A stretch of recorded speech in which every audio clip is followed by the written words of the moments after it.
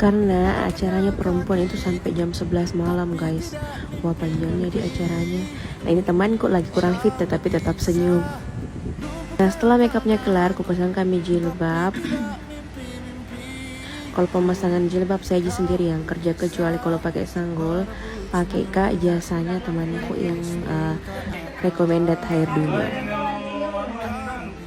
Nah, setelah dipasang kami jilbabnya, selesai jilbabnya, dan datang nih indok putihnya pakaikan baju.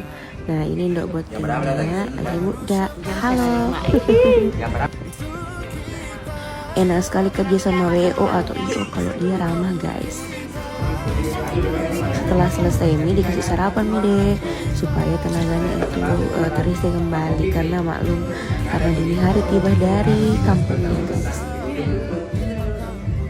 Nah, ini semua keluarganya dari Mempelai